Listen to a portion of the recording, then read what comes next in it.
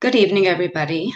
It is my pleasure to welcome you tonight to the Livestream Town Hall meeting brought to you by the Jewish Orthodox Women's Medical Association, otherwise known as JOMA. The goal of this town hall is to address your questions and concerns regarding the COVID-19 vaccine. My name is Mrna MD. I'm a gynecologic oncologist at Hackensack University Medical Center and secretary on the board of directors at JOMA. The past year has been a challenging year for everyone. We have been faced with new and unique situations, have been given guidance and information from a variety of sources, with recommendations evolving at a dizzying pace. As a result, a lot of people have been left in a state of confusion, not sure where to direct their concerns and questions. It is with great siyata dishmaya that the COVID vaccine was developed and granted emergency use authorization. The breakthrough of the vaccine is the first real step in terms of safe return to normalcy, to the life we are used to living. Naturally, there are many questions and concerns, and that is why JOMA is here to help answer any questions you may have. We are lucky to have with us tonight a panel of experts in their fields who have agreed to donate their time to this important cause.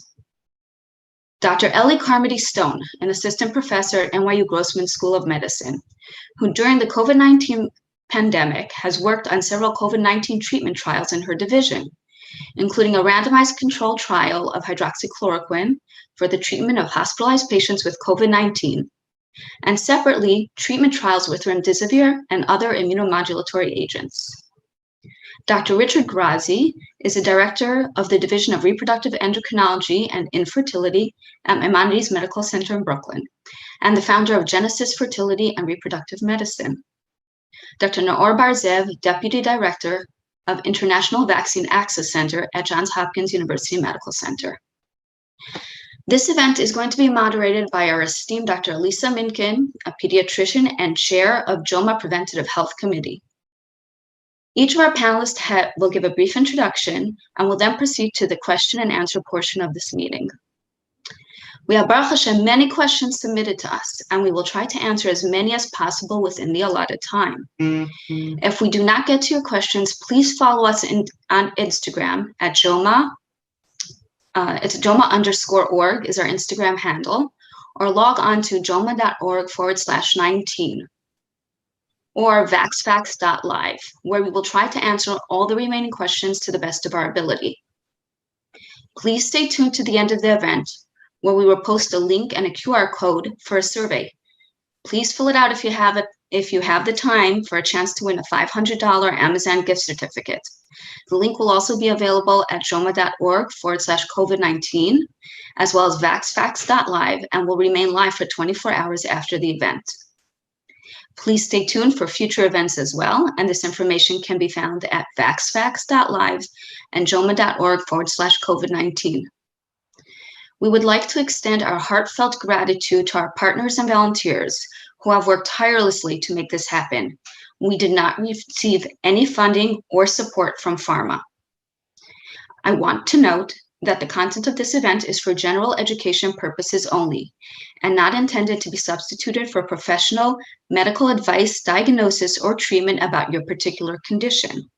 Always seek the advice of your physician or other qualified healthcare provider with the questions you may have regarding a specific medical condition. Without further ado, Dr. Alisa Minkin. Thank you, Dr. Helman-Ostrov, so much for that introduction. I'm really excited and I'm honored to be here tonight. We have a phenomenal panel of top experts in the fields of vaccinology, infectious disease, and fertility medicine. I want to thank all of our panelists for giving us their time and expertise, but I also want to thank all the people who sent in so many thoughtful questions, and there are many.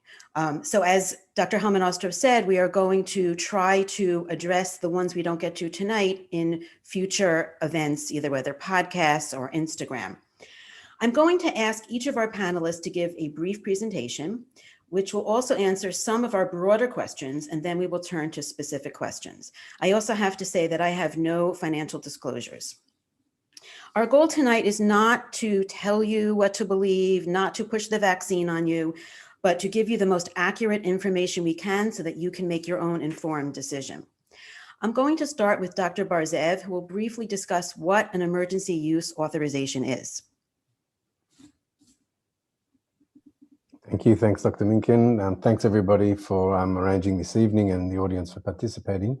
My name is Naor. I'm an infectious diseases pediatrician and a statistical epidemiologist, associate professor of international health and vaccine sciences at Hopkins. I have received, initiated and received research funding from some pharmaceutical companies in the past and present, and they're listed in my website at the university, so you're welcome to have a look over there. But I have no direct links, funded links regarding COVID vaccines. Look, I'd like to speak just very briefly in a few minutes on what does EUA mean, what does emergency use authorization mean, and we'll hopefully have an opportunity to discuss in great depth in the question and answer session, so we can really sink our teeth into things then. But just to give some background. Normally, vaccine development is a slow process and is often, not always, but often driven by industry. It's not a very lucrative business, vaccines, because if you were a drug company and you wanted to produce a product that was profitable, you'd want one that would be used consistently and constantly, whereas vaccines, by definition, are used once or twice or three times, perhaps, depending on the vaccine, in a lifetime, and sometimes with boosters every few years. It's not a great proposition. And so often there's also some public funding that supports vaccine development, or military funding for military type vaccines or tropical vaccines. But in the general course of events, a company makes an ascertainment that they think that this is there's a burden of disease that requires vaccination, or that is amenable to be vaccinated for vaccination. And a process is ensued in which we come to understand not only the clinical aspects of the disease that are already well defined, but understanding greater the immunology and potential vaccine targets. Those are then subjected to laboratory testing in immunology laboratories and so on, followed by animal studies. Animal studies are required in order to be able to demonstrate initial safety and immunogenicity, tolerability, and dose finding of the product. After that period of time, we get approval to start first in human studies by the regulator. Each country has its own regulator, and here we have the FDA in the United States. And human trials start with what's called phase 1 trials. Phase 1 trials are safety and immunogenicity studies. They're mainly focusing on safety and tolerability, though, in a small number of people, usually in the order of a few dozen people. If the vaccine is well tolerated and seems to have been safe in those few numbers, admittedly not a huge amount can be said with few numbers, but nevertheless has been well tolerated and resulted in immune response, then we expand the participant numbers, sometimes into the several hundred, sometimes only into the scores of patients, but often in that range. And we look at immunogenicity, that is the immune response of the body to the vaccine. And often we fine-tune the dosing of the vaccine, the timing of the vaccine, and so on. And we tried to demonstrate that the immune response that would be achieved from those vaccines is sufficient in order to protect against disease. That's not always known for every condition. Some conditions, we have a very clear so-called correlate of protection at an antibody level or other marker of biological function that relates to clinical protection from disease. But for many conditions, such a correlate does not exist. And at the time of this video, to my best of my knowledge, there is not yet a defined correlate of protection for COVID-19. There's a lot of work underway to make that happen, but immunology is complicated, and immunology to COVID-19 is particularly complicated, and we don't as yet have a correlate. But what we do have, the level, we have the titers of the antibody, or titers of the antibody, which are the level of concentration of the antibody that's produced in the human being upon exposure to vaccines. Again, phase 2 trials, safety and immunogenicity. Once those occur, then again, that goes to the regulator. The regulator reviews all the data, and then we start recruiting for a phase 3 trial. And the phase 3 trial aims to look at the efficacy against clinical endpoints against disease and safety. So phase 1, safety. Phase 2, safety and immunogenicity. Phase 3, safety and efficacy. And depending on how frequently occurring the disease of interest is, the target disease of interest, if it's a rare disease, then a phase 3 trial like that can take many years in order to accrue sufficient numbers of cases. Fortunately or unfortunately, in the case of a pandemic, when disease is very ubiquitous and we have many, many cases accruing quickly, then a very large clinical trial, if there's sufficient funding to make it a large clinical trial, will start to accrue cases occurring in its participants rapidly. And if the vaccine, which is under trial, which is being evaluated, is in fact effective, then that would imply, in fact, what it leads to is much lower rates of disease in the vaccinated arm. That's the purpose of the vaccine, if it works, compared to the non-vaccinated or placebo vaccinated arm. They're vaccinated with an inactive drug, sometimes just salt water. And we quickly accrue a difference in the number of cases that we observe in one arm versus another. And it's that difference that from which we can derive the efficacy of the vaccine under those trial conditions. So that's the normal course of events. And at the end of all of that, the manufacturer brings all the data together, makes a biological license application to the FDA, and those data are reviewed sometime on the calendar when schedules make it possible, and so on. And if anywhere along the line the regulator feels that somewhere in the back of the pipeline that led to this present point in time, things weren't done well, then the manufacturer gets sent back to the drawing board and they have to start again. And only after that approval is given, if it is given, and oftentimes it's not, most vaccines are not approved, most products are not approved. Once approval is given, only then does manufacturing capacity start to get planned for, do factories get built if they need to be built, and all of that. So that whole process in normal course of events can take a decade or more than a decade if we include also the animal studies, the preclinical studies, and so on.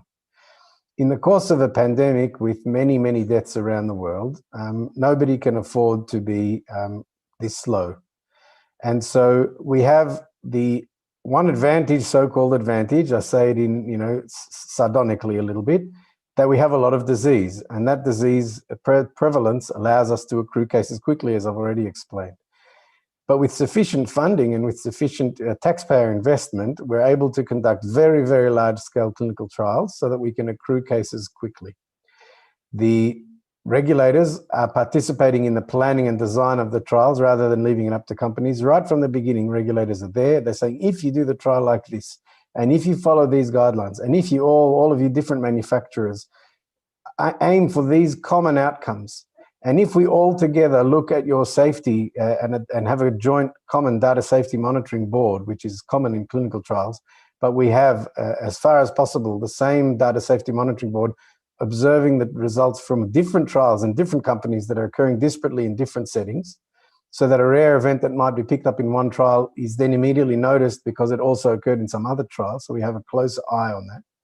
And if we allow government to also invest in manufacturing at risk so that we have factories built before we have licensure available, and they may not be used, and in fact that's happened a couple of times in this process this year. Factories were built, manufacturing was produced to scale, but then it was halted because the vaccine just didn't live up to the requirements for the standards of licensure. But if all the things align and if all goes well, then we have the production of vaccine, all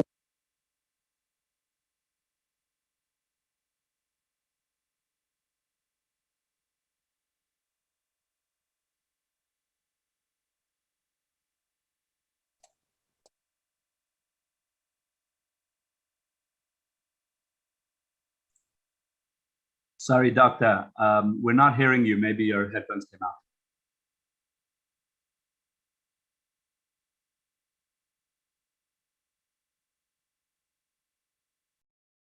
Okay, sorry about that. Can you hear me now?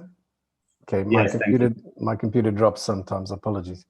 So I was saying that as we go through the phase 3 trials at a very large scale, in parallel, in the case of the pandemic, in parallel manufacturing capacity was started on the assumption that based on the animal studies, the phase 1, the phase 2 trials, the success in immunogenicity, that this is a product that we're willing to take a risk on in manufacturing as a society, as taxpayers.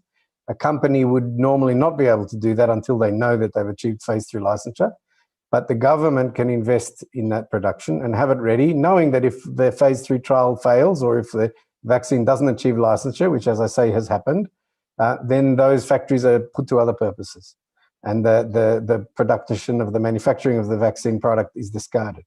But we've been very fortunate in this situation where we've had a number of successful candidates that have been manufactured at large scale, still insufficient scale, as we're seeing at the moment, where demand outstrips supply. But nevertheless, phase 3 results that in planned interim analysis were very reassuring and in fact found to have very higher than anticipated efficacy with very narrow so-called confidence bounds. That means that we know with a fair degree of certainty that the true result is within those bounds.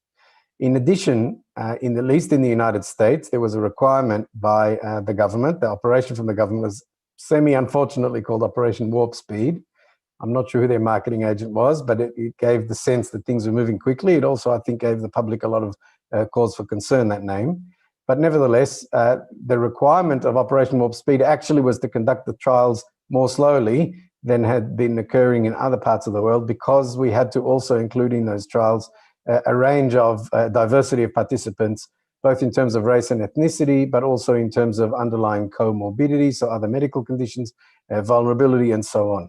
And they're more difficult to recruit people in those circumstances. But the reason that it was important to recruit them was so that the results of the trial will more accurately reflect the actual function in the real world.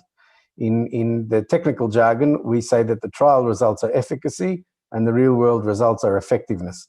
And a trial that's more pragmatic and more inclusive, which is more difficult to conduct and slower to conduct, does reflect better between efficacy towards effectiveness. It's more reflective of the way the vaccine will perform in the real world.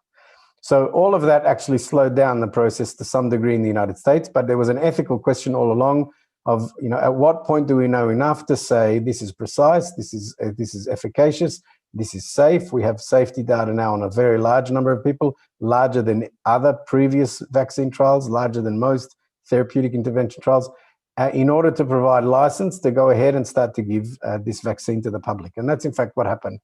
The data were reviewed in a planned analysis.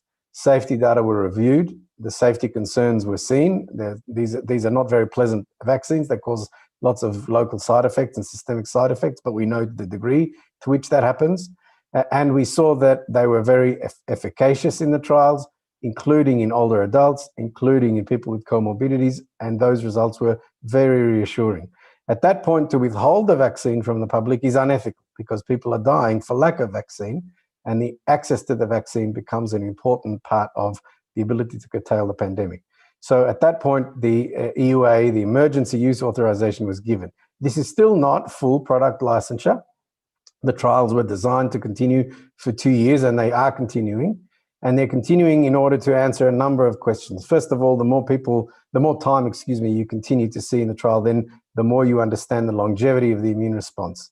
At the moment, we have longevity out to about 6 to 7 months, and we know that the vaccine works at least that long. There are immunological reasons to think that it'll work for longer, but we don't have the empirically observed evidence because we haven't had enough time. But the trials are continuing for that reason. And in addition, some longer-term safety outcomes also are relevant in that. Those trials will go out to 2 years, and we'll have information out to 2 years. I say in addition because safety outcomes are usually very well known up to the first 2 to 4 months following a vaccine. And after that, as time goes on, many other things intervene in the context of things, even in randomized designs. And it's very important to be rigorous about the attribution of causation to the vaccine in those settings. And there's a lot of rigorous work underway to continue that surveillance. For some of the vaccines, full licensure is pending, is about to be given. Others will take some more time. But even after full licensure is given, and with this I'm going to conclude my remarks, even after full licensure is given, safety surveillance continues, as it always does in every vaccine and in every product, in so-called post-marketing pharmacovigilance or post-marketing surveillance for rare adverse events. And rare adverse events, and we're hearing about some of them in the last couple of weeks for some of the vaccines that are not used in the United States, are rare. And because they are so rare and sometimes serious, but because they are rare, even very, very large-scale clinical trials, even combined clinical trials of hundreds of thousands of participants may not be enough to detect an event which occurs 1 in 4 million, for example. And so the only way to detect those very rare events is to continue surveillance.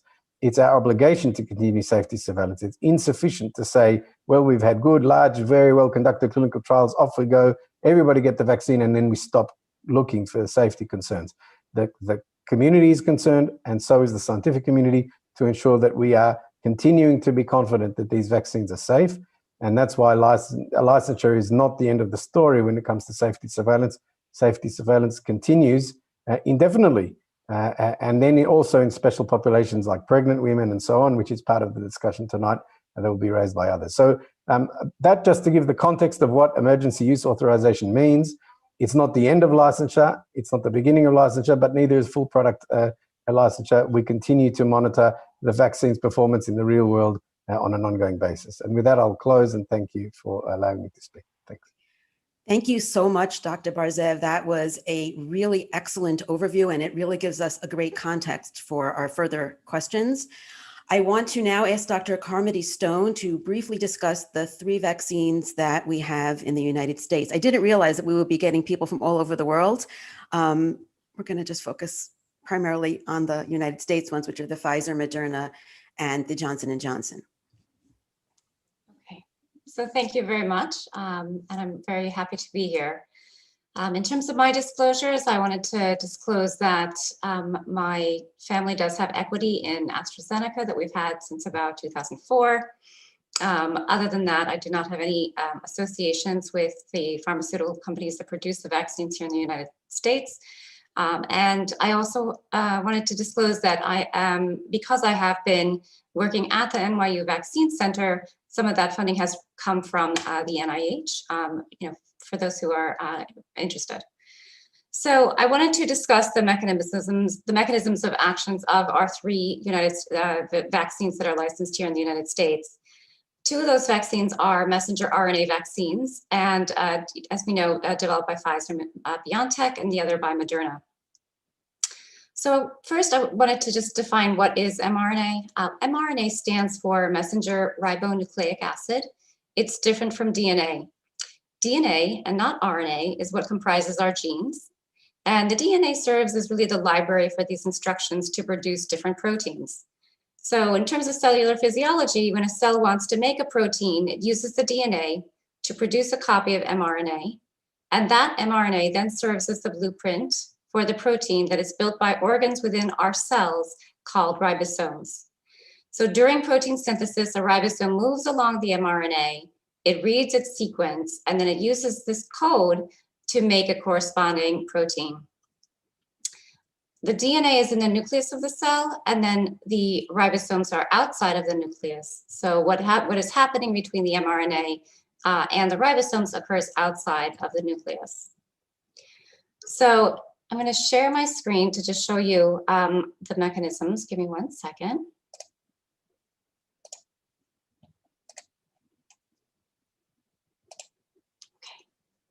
So in the COVID-19 vaccines, the mRNA that contains the instruction code of the SARS-CoV-2 spike protein, which are the prickly projections on the surface of the virus, is encased in a lipid coating. And that lipid coating is necessary because the mRNA is so fragile that it really can't enter the cells unless it has a protective envelope. Once the vaccine is injected, the mRNA is taken up into the cytosol of the cell, that means outside the nucleus, and it interacts with the ribosome, and it's basically read out by the ribosome, and then produces these coronavirus spike proteins. So these spike proteins are then presented at the surface of the cell, these are the muscle cells in the arm, or maybe the macrophages, which are sort of resident immune cells in the area. And they're recognized then by dendritic cells or other types of antigen presenting cells that then produce the immune response to the virus. So they produce antibodies, T cells, and the B cells that are going to protect us from natural infection when we encounter it if we're exposed to SARS-CoV-2. With the vaccine, what happens after the RNA is translated into the proteins, the RNA is then degraded by the body, by enzymes, and it's sort of disposed of. There's no live virus involved, and there is no genetic material that enters the nucleus of the cells for these types of vaccines. So, and although these are the first mRNA vaccines to be broadly tested and used in clinical practice, this technology has existed for 30 years, and scientists have been working on mRNA vaccines for years. And again, I wanted to just emphasize that the COVID-19 mRNA vaccines are not gene therapy. They're not designed to alter, change, or even interact with our DNA in any way. So then, in terms of the replication deficient or defective viral vector DNA vaccines, which is a bit of a mouthful, this is the Johnson & Johnson vaccine. So the mechanism of the Johnson & Johnson vaccine is known as the adenovirus-based platform. And in this method, a piece of DNA from COVID-19 spike protein is added to an adenovirus. An adenovirus is a virus that causes the common cold. For the Johnson & Johnson's vaccine, we're using adenovirus type serotype 26. But this adenovirus has been modified so that it can enter the cells, but it cannot replicate inside of them. So it's not going to cause illness. It's not going to cause disseminated adenovirus. It's replication deficient. So when the vaccine is injected, though the adenovirus cannot replicate, the genetic material can then enter into the host cell and enter the nucleus. The DNA of that's essentially of the spike protein is then transcribed into mRNA, and then that leaves the nucleus where it's again processed by ribosomes and then engenders the coronavirus spike proteins. And then the same type of reaction occurs where we produce the immunity towards SARS-CoV-2 with T cells, antibodies, B cells. And I think, the advantage of using the DNA with these adenoviral vectors is that it's more durable than the mRNA used in the Pfizer Mrna vaccine, so it can be stored at normal refrigerator temperatures. It makes it easier to distribute to large numbers of people. It cannot cause COVID-19. The mRNA vaccines also cannot cause COVID-19, and the DNA does not alter our DNA of this. So the DNA that exists within the adenoviral vector does not alter our DNA or remain in our body long term. And for the adenoviral-based platforms, hold on. So for the adenoviral-based platforms, the many decades of research have also gone into this mechanism of vaccine delivery. And there is a licensed vaccine for Ebola that has been the first vaccine that uses this technology that was licensed in July 2020 for widespread use in people. So thank you. That's all I have for mechanisms of action of these coronavirus vaccines. Thank you so much, Dr. Carmody Stone. That was also excellent overview and answered actually a lot of people's questions. I finally want to ask Dr. Grazi to give us a brief overview on fertility concerns for the COVID vaccines, which is probably between fertility and pregnancy questions, probably the majority of what we got. We got a lot. Okay, I'm sharing my screen. I hope you can all see that. Thank you very much for this very kind invitation. And my job this evening is to speak about vaccine use during pregnancy and also for women who are planning pregnancy. I do have one disclaimer. It's not a financial disclaimer, but it's a disclaimer about what we can accomplish here tonight. I think we all need to acknowledge, having lived with the coronavirus for over a year, that really at the end of the day, or at the end of this day, we have to say that there's a lot to be known about the coronavirus and the vaccine that we still do not know. We don't know how this pandemic is going to end or where, but we do know a lot at this point, and tonight we can separate the fact from the fiction. So this is what I'd like to speak about, and I also want to acknowledge that we have, he was not a woman, but he was a Jew, and he was Orthodox, and he was a Zionist. Waldemar Mordecai Hafkin lived mostly in the 19th century, and he was responsible for ending 2 pandemics, not just one. He was acknowledged for having ended the cholera pandemic. There were 5 of them in the 19th century. He worked with Louis Pasteur in his Virology Institute, and he worked mainly in India, although he was from Russia and lived most of his life in France. And he was called by Dr. Joseph Lister, the famous surgeon, British surgeon, who invented antiseptic technique and is known as the father of modern surgery. Dr. Hopkins was acknowledged as the savior of mankind. He actually tested his vaccines on himself before he distributed amongst the populations. And this is he is responsible single-handedly for the fact that none of you listening tonight have ever been through a pandemic, because we didn't see any of them in the 20th century past the influenza epidemic. I wanted to say also that I'm not going to be giving you advice, medical advice. I just want to make you aware of the risks of getting COVID during pregnancy, and the final decision about whether or not a pregnant woman needs to take the vaccine has to be made, like all medical decisions, between her and her physician. So symptoms are much worse. Symptoms of COVID are much worse when a woman is pregnant than when she's not. The hospitalization rate, you can see the numbers there. The pregnant women who contract COVID are more than 5 times likely to be hospitalized. They're 3 times more likely to be admitted to the intensive care unit, and 2 to 3 times more likely to receive mechanical ventilation, assisted breathing. This has an impact on the future of their pregnancy and delivery, especially if they are symptomatic.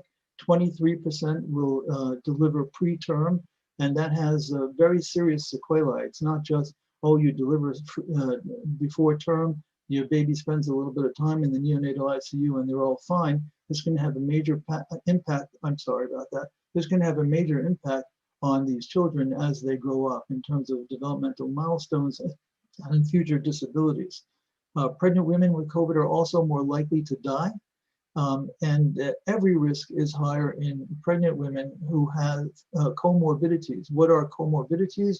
Well, in obese women, and especially in very obese women, women who have hypertension, women with diabetes, heart disease, or kidney disease. As a matter of fact, when you look at COVID just across the board, there is a notion that pregnancy itself is a comorbidity for COVID.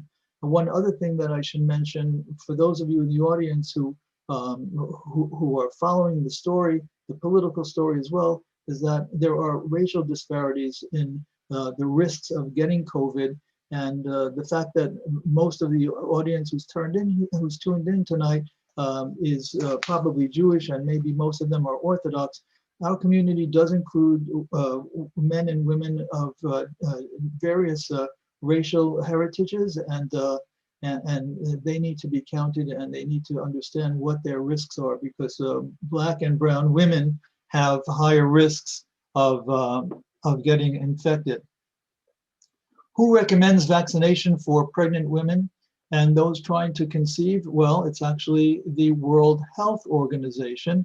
And I know there's been a lot of chatter about the World Health Organization, and somehow they may be involved in conspiracy as well, worldwide conspiracy. So just to let you know, in our own country, the American College of Obstetricians and Gynecologists recommend vaccinating pregnant and lactating women. So do the Society for Maternal and Fetal Medicine, the OBGYN hospitalists, the nurse practitioners who specialize in women's health, the American College of Nurse Midwives, and my own favorite, the American Society for Reproductive Medicine. Their recommendations are based on the known science that we have now about the vaccines. Why are they considered safe for pregnant women?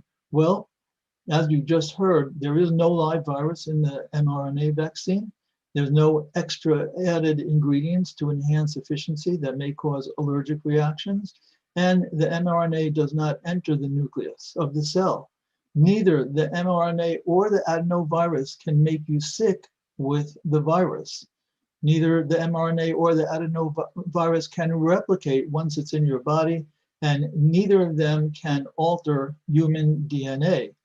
I think you all know how the DNA works. The RNA is just half of the DNA, just one side of the screen, making its way into the cell and causing the cells to make the spike protein, as you have just seen in a somewhat more complicated slide. But I do want to show you in a little bit more detail how these the mRNA vaccines work. These 3 levels of nucleotide sequences in the mRNA will basically make their way through the ribosome and put together amino acids to form proteins, such as the spike protein on the tip of the cell. I'll tell you why that's important in just a moment. And that has to do with vaccine hesitancy. Where does it even come from? Well, it comes from people making statements on the internet that travel around the world very, very fast through social media. And these are the two people who have caused most of the vaccine hesitancy that you're hearing about. One is a doctor from Germany, a psychiatrist who's mainly been a politician for the last couple of decades. The other is a former high-level employee at Pfizer, a scientist who seems to have lost his mind a little bit, because I can tell you that what they promoted is basically fake news. And the reason for that is that they postulated that, that the vaccine, particularly the mRNA vaccine, was composed of a protein that attacks syncytin. Syncytin is a substance that's very important for the development of pregnancy in women, particularly placental genesis in early pregnancy. And they postulated, without any evidence whatsoever, that somehow this immune therapy by mRNA would compromise syncytin and cause problems with placental genesis and therefore infertility in women. It didn't help that such a mechanism or such a story was the subject of Utopia, a TV show that was put on by Amazon. It was a series, and in their dystopia, what happened was the vaccines were given in order to control the reproductive capacity of the population. So I will tell you that there is no evidence whatsoever that any homology or likeness of the syncytin protein exists in the vaccine. And there are other reasons to know why it is. It just is not biologically plausible. One of them is that the code in the mRNA that's in the vaccine does not look like the code that codes for the spike protein, not at all. The syncytin story is a little bit strange. The mRNA vaccine has been tested against what is in the spike protein, the instruction for the spike protein. And I just used this number here. Many of you may recognize it as the local number for Hatzalah. If that was the sequence of mRNA and nucleotides that coded for the spike protein, well, there's no homology there. If you make a mistake in only one digit when you're calling Hatzalah, you may die. So in order to be equivalent to making an antibody against the syncytin protein, these codons need to be exactly similar. And there is no homology. And we also know from biology that women who get infected with COVID are able to conceive. So if they were making antibodies against syncytin because of the spike protein, they wouldn't be able to conceive. So there's no plausibility to their argument whatsoever. It's very unfortunate that this has been picked up by so many people, and it's caused vaccine hesitancy, not only in our country, but in all countries. And I might say that vaccine hesitancy was something that even Dr. Hafkin had to deal with over 100 years ago. People are afraid of new stuff. But we have enough data even till now to know that these vaccines are safe to do what they claim to do. By the way, you should know that there is ongoing surveillance of all people who have registered for the surveillance program with the CDC. They registered with the CDC after vaccination is given. It's a very quick, easy online sign up. They get a call after they sign up to get particular information about their case, and any adverse reactions are reported to the CDC. There is a subset of patients who do register with the VSafe program, and that is the basis of the pregnancy registry, which now has over 30,000 people in that registry, some of whom have gone on to complete their pregnancies. And there's some data from that. So this is as of February 18th, approximately 300 women have completed their pregnancies and have been vaccinated during their pregnancy. And there was no difference at all. All of these numbers are not statistically significant, not in miscarriage rates, not in stillbirth rates, not in the complications of diabetes of pregnancy, preeclampsia, eclampsia, or toxemia, intrauterine growth restriction, preterm birth, congenital anomalies, or babies that are small at the time of birth, or neonatal death. Nothing. The numbers are small, but they're continuing to be collected. And at this point in time, both ACOG, the College of OBGYN, and the American Society for Reproductive Medicine state unequivocally there is no evidence that the vaccine can lead to loss of fertility, and no loss of fertility has been reported among trial participants or among the millions who have received the vaccines since their authorization. And I believe at this point in time, probably 50 million people have gotten both vaccines in the United States, and we're just not hearing about major complications. You would think if they were out there that we would know. Unless you're conspiracy theory minded, then I can understand that would be hard to swallow. But right now, things look pretty good with these vaccines. They do generate a robust immunity in pregnant and lactating women. By the way, the antibodies will go through mother's milk to the baby and offer additional protection, as do antibodies against other viral illnesses. The vaccine-induced immune response is significantly greater than when you get a natural infection. And that's why even people who have had COVID are recommended to get the vaccine. And this is about lactating women. I do want to finish off with one of the principles that my former chairman, Dr. Howard Minkoff, used to say all the time: absence of evidence, which right now is where we are. We have no evidence that the vaccine causes any major fertility problems or birth injury, et cetera, et cetera. But that is not the same as evidence of absence. That's something that will be coming to us much later on in the story of the COVID vaccine, as people are immunized in order to protect their own health, and if they're pregnant, to protect the health of their fetus. And that's going to take some time. We can talk about other things during the Q&A session. So thank you very much. And I think we're all prepared now to take those questions. Thank you so much. You basically answered, I don't know, 75% of the questions. You really answered a lot in that one overview. That was amazing. I'm actually going to get to some more specific ones, because you really answered the overview and the question of, is there a fertility concern or a concern with pregnancy, to the best of our knowledge right now. One person actually asked, is male fertility affected? Do we have any information about that? And this is for Dr. Grazi. I'm sticking with you for a little bit. We do know that high fever is detrimental to sperm. And so men who have been affected by COVID, and particularly if they were sick in the hospital for a very long time, they're going to have at least a transient depression in their sperm counts. Doesn't mean that they're sterile. It just means that their sperm counts will go down.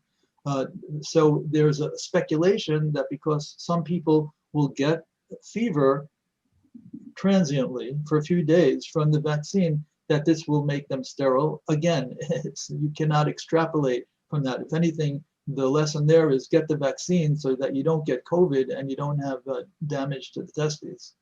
Correct. Do you recommend any specific vaccine? Because no, we were saying for a while, just get whatever vaccine you can get. And at this point, there is greater availability and people are now starting to have a choice. I think you're talking about the pregnant people. Yes. Okay. Or people thinking about becoming pregnant, because some are asking that even before they become pregnant. Yeah, so the ASRM and ACOG do not differentiate between the type of vaccine. They both seem to be safe. I have a particular preference for women who are eager to get the vaccine, but they are trying to get pregnant, that they probably can do better if they get a 1-dose vaccine. I do have some concerns. When we say that the vaccine is safe, it's like saying that it is safe to fly in pregnancy. There's a lot of mythology about that. People think there's something about flying in pressurized aircraft that can harm the baby, and we know that that's not true overall. But I don't like my patients to fly when they're very, very, very early pregnant, after an IVF cycle in particular. I don't like my patient to become pregnant, to get the, I always like my patients to become pregnant, by the way, but I don't like them to get the vaccine right at the time of an embryo transfer. I don't want them to start their pregnancy with febrile illness. There is a period of time in early pregnancy during organogenesis when having a high fever has been associated with some problems, neurotube defects in particular. And I think it's better to wait either to the 2nd trimester or to get fully vaccinated before becoming pregnant.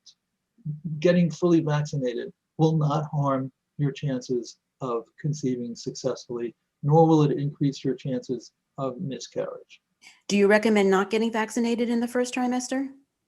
I don't like being the vaccinations during the first 12 weeks of pregnancy. Okay, very good.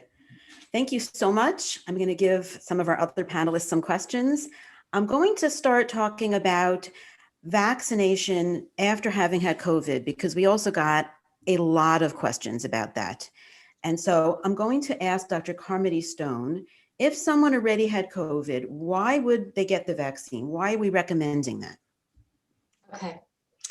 So thank you for that question. I think it's a very, very important question. It's very nuanced, and I think it deserves a nuanced answer. So I'm going to talk for a couple of minutes. And I'll start with saying what we know and what we don't know. We know that, and sorry, just one other comment is that I recognize that people who are thinking about getting a COVID vaccine and they've already had COVID are just approaching the risk-benefit ratio from a different place than the people who have not had COVID, and I appreciate that. So what we know about COVID, people who've had COVID in the past, we've had some encouraging data that the immunologic memory is durable to up until this point. And maybe I should say the actual data is coming from studies that have been done around 8 months after infection. So though antibody titers decline, there are reassuring B cell reservoirs and T cell responses, which allow people to mount a quick sort of response when they're re-challenged with the native virus. So that is reassuring in a sense that there may be a reduced risk of reinfection, and if people are reinfected, that they don't develop severe disease. That being said, we know that reinfection occurs. We think from the available data, from what I've seen, is that essentially the protective efficacy of prior infection to reinfection runs around 80%, maybe up until I've seen anywhere between 80 to 95%, and that's up to about 6 months. For those people who are elderly, that immunity is less. So I think that the protection is less, and the data that we've seen is it can be as low as 50%. So basically that it's only for 50% protective against future reinfection. Again, I don't want to discount the fact that even if people are reinfected, a lot of those infections could be asymptomatic or very mildly symptomatic. And we're not seeing, to my knowledge, hospitalizations for people who've had COVID in the past. Now, let me talk about variants, because I think that that's now becoming the issue. So we think that, or I think that people who've had natural infection, even though they've had natural infection, and they may mount a fine response to the original Wuhan strain that was circulating early on in the pandemic, they may be more susceptible to reinfection with some of these new variants. And that's because, so for example, the South African variant or the New York variant carry a mutation called E484K, which not only is more transmissible, but it binds much more avidly to our ACE2 receptors, our receptors in the respiratory tree. And it seems that it's able to sort of overcome or break through the natural immunity to COVID occurring from natural infection, and also to a certain degree, perhaps, that we may see more vaccine breakthrough. So, for example, for convalescent, people can test the plasma from people who've had COVID and look at their antibody responses when incubated with different types of these viral strains. And what we see is that there is a decrease in the neutralizing capacity of the antibodies to the South African variant in particular. Not the UK variant, which is also circulating widely in the United States. It seems to be continue to be robust, but to the South African variant, not as much. And again, that South African variant does share a mutation with the New York variant, which is circulating in the New York area. With a vaccine, what we've seen in people who have had COVID in the past, one dose of an mRNA vaccine produces a very, very nice increase in titers of these neutralizing antibodies across the board, across variants, that people feel is going to be protective to reinfection. So I think that there is a concern about reinfection from variants. A vaccine is likely to really increase the robustness of your immunity, to boost your natural immunity, and offer you a high level of protection, not only of getting reinfected, but also of transmitting the disease to others. So that would be my thought. Again, I think people can weigh these things, but I think that people can certainly provide greater protection for themselves against reinfection with a vaccine. I'm going to just summarize that. I'm going to Sure. say what I heard is that for someone who had COVID, there's a very good chance that they have reasonably long-lasting immunity. Mhm. We don't know.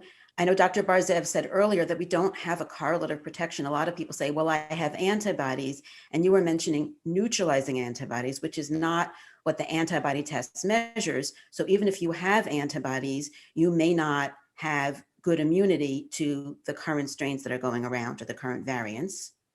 And that if you got at least one dose of it, that would boost your immunity. Yes. So I'm actually now going to direct a question to Dr. Bar Zeev, who I don't see. Yeah, so I just want to respond a bit also, if I could, to the first Yes, question. I knew you were going to have something to say. Yeah, no, so Dr. Carmody covered it really very thoroughly, and excellent response. I guess there's in the normal course of events during infectious diseases, the immune system learns from repeat assault, if you like. If you encounter something once, the immune system takes note, but if you encounter something twice, the immune system really learns its lesson, and that happens very often in natural infection as well.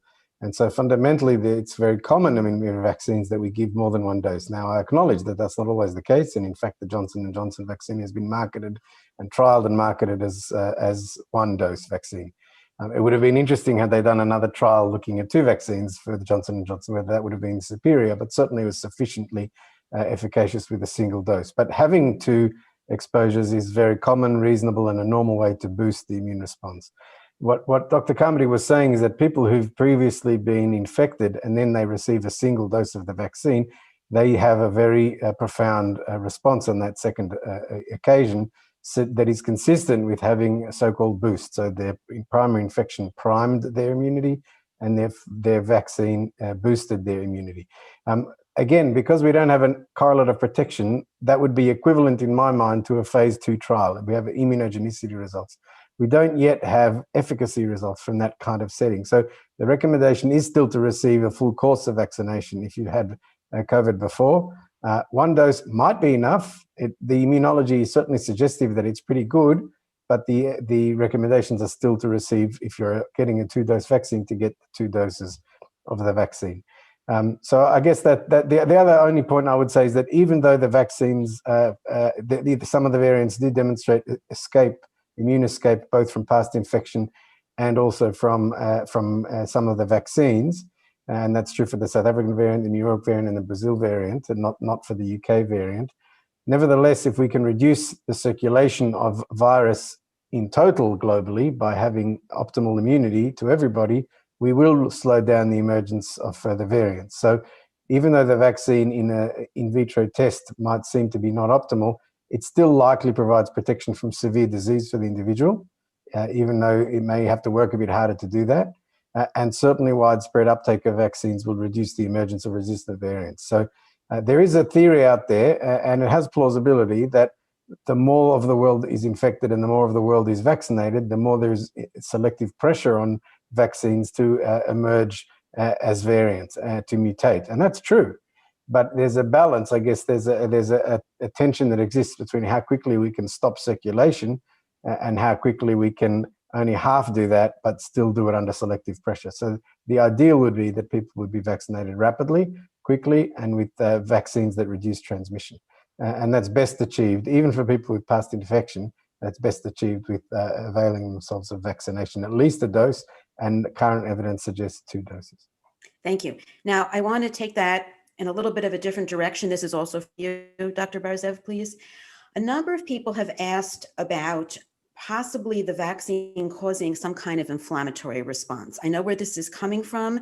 They're talking about antibody-dependent enhancements. I want you to talk about that. But first, I also want to add, some of the questions people are having is, would I be more likely to get that if I already had COVID and then I got the vaccine? And one other person asked, well, I had a particularly bad course with brain inflammation, and would that be more likely to happen if I get the vaccine after COVID? So I kind of bunched a bunch of things together, but the overall theme is, could there be some kind of inflammatory cascade from the vaccine, especially after COVID?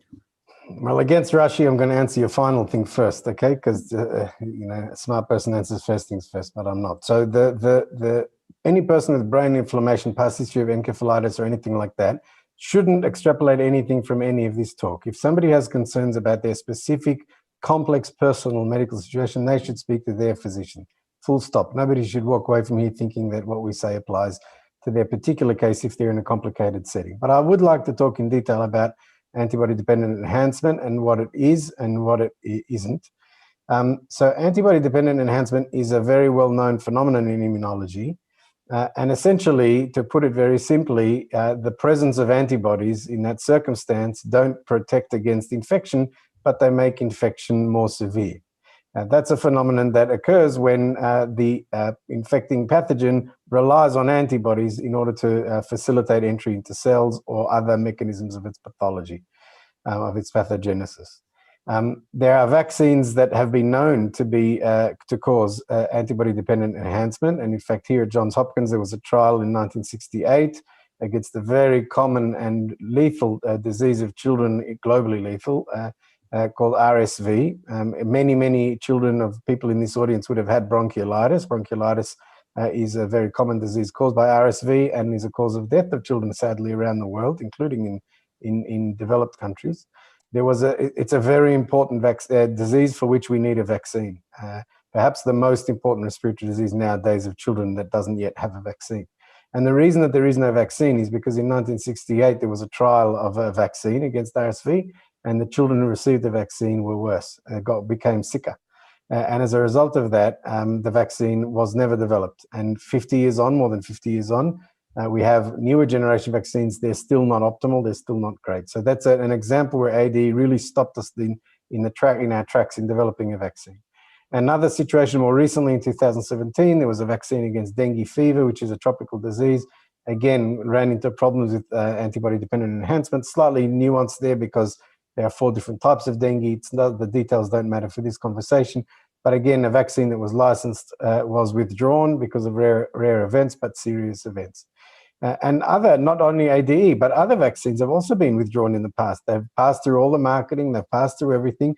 The post-marketing surveillance has picked up a safety concern after it's been in widespread use, and it's been withdrawn. And that happens. It doesn't happen very often, But when it happens, it's a sign that the system is working, not that the system is failing, because we're detecting events and we're withdrawing vaccines if there are concerns. You have to weigh up those concerns against the benefit of the vaccines, clearly. But the situation with AD was already known. And when SARS occurred, the first coronavirus epidemic that was a global issue in 2003, and then subsequently in 2012, when the Middle East respiratory virus outbreak occurred, the MERS virus occurred, there were trials that began in animal models to look at vaccines against those conditions. We came very close to a pandemic with the SARS, with the SARS-CoV-1. And in some of the animal models, antibody-dependent enhancement was observed, not in all, and in none of the human studies. So when we came to start to develop a vaccine for SARS-CoV-2, everybody knew about this problem. Everybody was worried about this problem. Everybody was aware about this problem. Everybody was talking. I mean, everybody in the scientific and vaccine community, everybody was publishing on this problem, and everybody was talking openly in online forums about this problem. This isn't something that was discovered by anti-vaccine groups or that it was somehow secret. This was completely widely and openly shared because we worried about it, because we have held back vaccines that we need because of it, because nobody wants to roll out a vaccine that's unsafe. I wouldn't give it to my parents. I wouldn't take it myself, and I certainly wouldn't give it to my children. So, you know, nobody wants to have ADE occurring. So we started to look long and hard at ADE. We also have, from previous work, understand the mechanisms that underlie ADE. And the immunology that was done and the secondary studies that were done to look in more detail at the immunology among people who were vaccine recipients was all very reassuring. The type of immune response that these vaccines were inducing, both in the animal studies this time and also in human studies, was not of the type that would normally lead to ADE. There have not been reports of ADE. ADE has not been observed in any human study ever with coronavirus vaccines, experimental ones in the past and now emergency use licensed ones at the moment. ADE doesn't seem to be occurring. We need to continue to watch for its occurrence. Now, I should say that severe so-called cytokine storm and other phenomena that people are aware of do occur in natural infection also.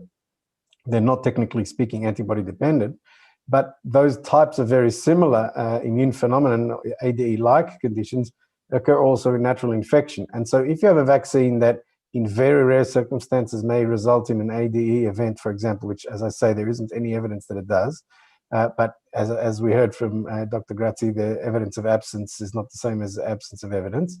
At the moment, we haven't seen that occurring, but we have seen a major reduction in death and disease in countries that have had widespread immunization, like in Israel and in other settings.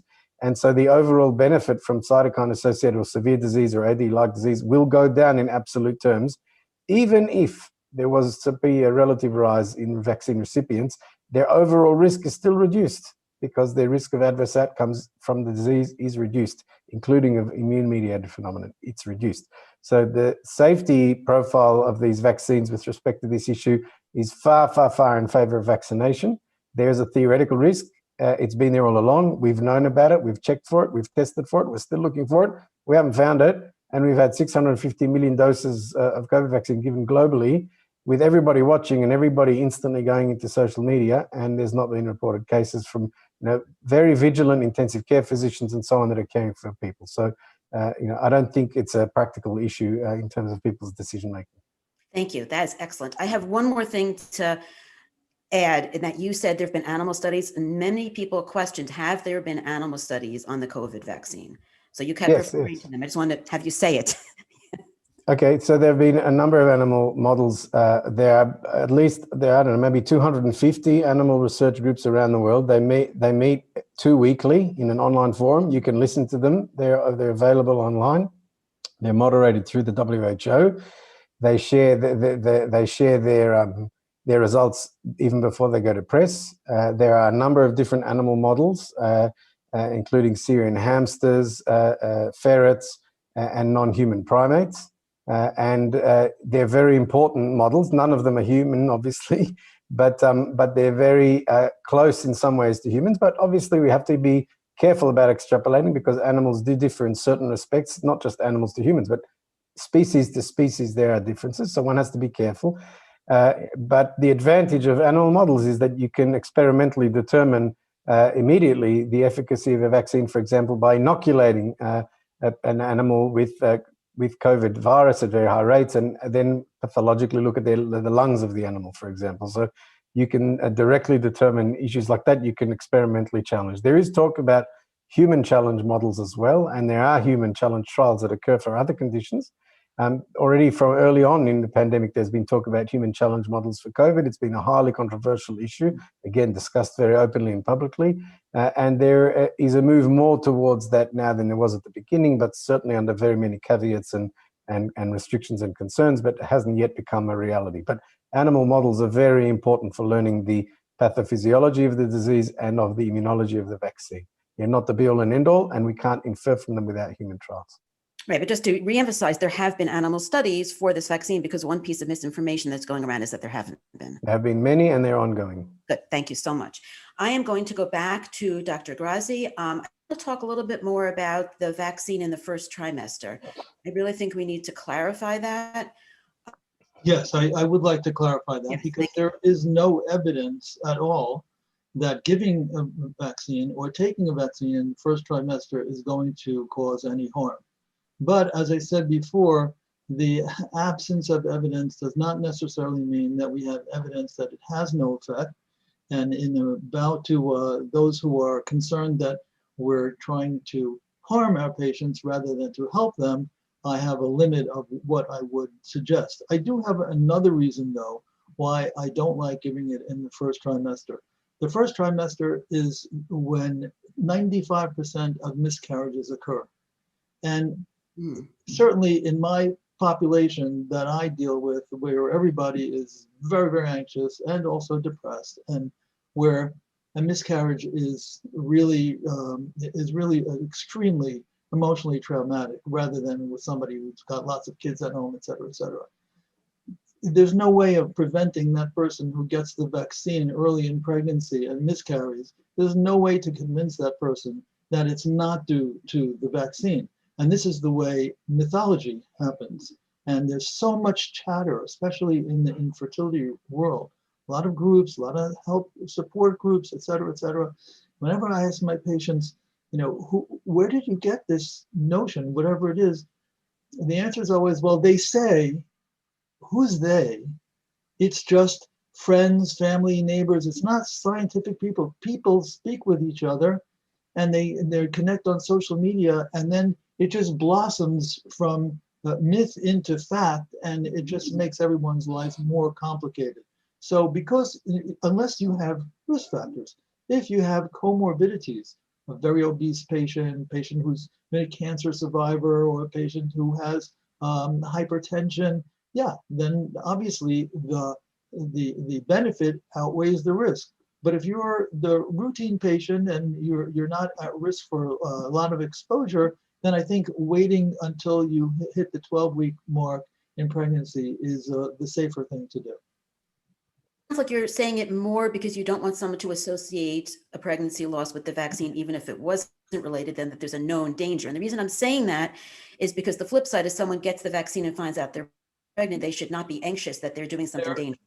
There is no danger that we know of. Dr. Minkin, if I can just use by analogy, when in childhood vaccines, when a child comes in and they happen to be sick or febrile or something like that, and we sometimes defer the vaccination during that time, that's not a contraindication to vaccinate. You could vaccinate, but we often don't, because we don't want to confound vaccine adverse effects with the underlying condition of the child. It's a little bit analogous to that. With all the comments Dr. Grazi was making, if there's a risk, well, the risk outweighs those concerns, to the mother, I mean. But if the mother is otherwise well, and why put people through such a terrible psychological situation where they would have had a loss anyway, but now they're blaming themselves for the vaccine because of the vaccine? I think that those comments are spot on, really. In Israel, it should be noted that the Ministry of Health targeted pregnant women earlier than any other country, but they also officially at least said that from second trimester onwards. We don't have yet CDC recommendations, and it will be interesting to see what CDC recommendations say. We're waiting on the randomized trials in pregnant women, obviously, but once that happens, we may have more clear-cut guidance on first trimester. But I've heard several reproductive specialists say these same concerns. Thank you so much for that clarification. I'm going to go back to Dr. Grazi because there's another concern that's been coming up lately, and that is there are people saying that after they get the vaccine, their periods are irregular. And I think that this is too new for us to really understand whether it's directly related or what it means, but I'd love to hear your thoughts. I first heard about this in preparing for tonight's conference, and we have a very large practice, and a lot of our patients have become vaccinated, and we have a lot of frum women who are our patients, and I just have not heard this in our own practice for some reason. I have no doubt that getting vaccinated and the decision to become vaccinated is something that is a very stressful life event, especially in someone who's been hearing about vaccines causing sterility. And it wouldn't surprise me if there's some stress-related reason for the abnormal bleeding. However, I don't know, and I'm assuming that this has caused abnormal bleeding or an abnormal cycle that was related to the vaccination event. But I can see no plausible biological mechanism to explain why somebody who has normal cycles will go on to have abnormal cycles for the rest of her life. It just doesn't make sense. If you have a temporary problem, that's going to resolve obviously within a month, maybe two. And any woman, by the way, is allowed to have an abnormal cycle. So to attribute this to the vaccine is going to be like attributing your miscarriage to the vaccine, or anything that happens during pregnancy, or any imperfection in the baby. Obviously, everyone wants a perfect baby. Unfortunately, 3% of babies in the United States are born with birth defects, 1% major, 2% minor. Almost all of them are correctable. Let's see what happens in a year from now when all these vaccinated women have their babies. And then, unfortunately, in their own minds, they'll say, well, I harmed my baby because I was vaccinated during my pregnancy. It really doesn't make sense that would happen. The mRNA does not stay in your body. It leaves. The antibodies that you get are similar to antibodies that you would get. I mean, we vaccinate our patients for rubella and chickenpox and measles, and they get pregnant, and we don't do that in pregnancy, by the way. That's one of the reasons why I'm a little bit hesitant. But this is urgent because we know what the effect is of getting COVID during pregnancy. But these vaccines that people get, they don't harm their children after they deliver. So I'm worried about the psychological and emotional association that people make that causes all this banter to say, no, you're doing it, you're harming your baby, et cetera, that feeds into the vaccine hesitant mind. And that's the reason why I don't like the vaccines early in pregnancy. But I don't think that they're going to be a cause of abnormal bleeding for the long haul. Right. And I keep having to emphasize, like you said before, that we always have to compare this to the risk of COVID, particularly COVID in pregnant women. And so people have to remember they're not comparing it to nothing. They're comparing it to getting COVID while pregnant, which we know is extremely risky. I'm going to ask you one more question before I give someone else a chance. If you know you are currently not pregnant and you take the COVID vaccine, can you become pregnant after the vaccine, or do you have to wait? No, you can get pregnant after you've taken the vaccine. That is the recommendation, again, of all of the interested bodies who have looked at this problem, have looked at the data. By the way, during the trials for the Pfizer and Mrna vaccine, some of the women who took the vaccine did end up getting pregnant, and without any reportable events that happened afterwards. So it's not like it's never been tested, and certainly now we're in the midst of acquiring lots of data that will help us in the future. Thank you so much. So I am going to turn to Dr. Carmody Stone, and I'm going to ask you some questions about the mRNA vaccine that people asked. This person asked, can mRNA potentially be converted to DNA if there is an enzyme reverse transcriptase? They were very worried that this would somehow alter our DNA. Now, I know you said it wouldn't, but they wanted a more in-depth explanation. Okay, I can try. So I think the answer is no. What reverse transcriptase, it doesn't just randomly transcribe mRNA back to DNA. It needs a primer. It needs some signal in order to be able to do so. And these little naked points, sections of mRNA just don't have that. So the answer is no. And also, I think it's very, so the other thing is like, how are they going to get into the nucleus of the cell? There are pores in the nucleus that allow their points of communication between the nucleus and the cytosol, clearly.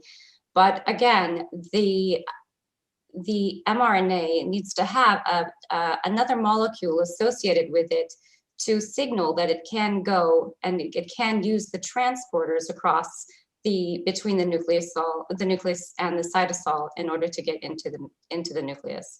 So no, I do not, to my knowledge, I do not believe that the mRNA can be reverse transcribed into DNA. Thank you. And the same person also said, do we know how fast the mRNA degrades? Because there are some people that are worried that it will last and it will incorporate. I've seen, what I've seen is hours to a day or two. Which is why, hours.